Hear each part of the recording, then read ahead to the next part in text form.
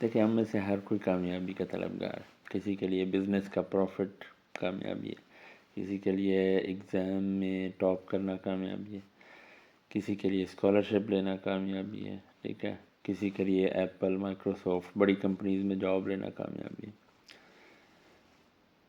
اسے بھی دنیاوی طور پہ کسی نہ کسی حد تک کامیابی کہا جا سکتا ہے، لیکن اصل کامیابی کیا ہے میں آپ کو بتاتا ہوں.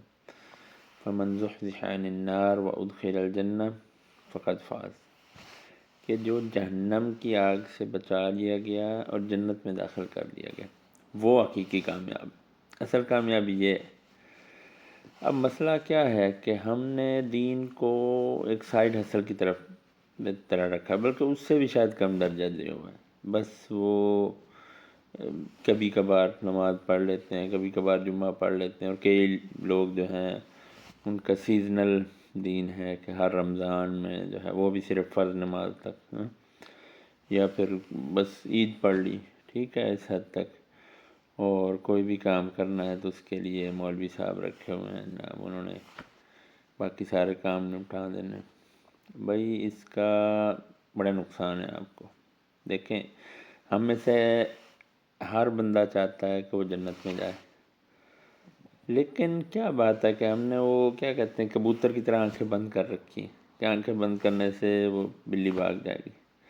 یہ آپ کا دین سے آنکھیں بند کرنے سے آپ کو کوئی فائدہ نہیں ہونے والا کہ ایک دم سے چھو کریں گے، آگے کوئی مولوی صاحب آپ کے کام نہیں آئیں گے، سمجھ رہے ہیں؟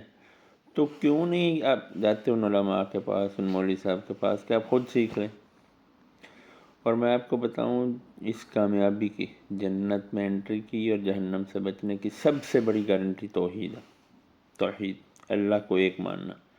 واللہ واللہ باللہ تاللہ جو مرضی آپ ہیں، اگر آپ میں توحید نہیں ہے آپ کی جنت میں انٹری، اس میں آپ کو فکر کرنی چاہیے، سمجھ رہے ہیں؟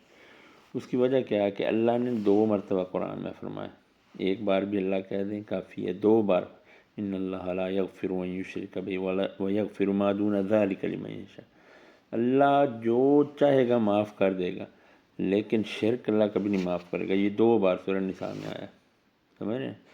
توحید الوہیت کیا ہے، ربوبیت کیا ہے، اسماء و صفات. اللہ کو کہتے ہیں ہم لوگ ہے نا سورہ بقرہ من الناس، لوگوں میں ایسے ہیں کہ کیا کہتے ہیں آمنا باللہ والیوم، ہم اللہ اور یوم آخرت پر وما ہم بمؤمنین، لیکن اللہ پہ ایمان نہیں رکھتے.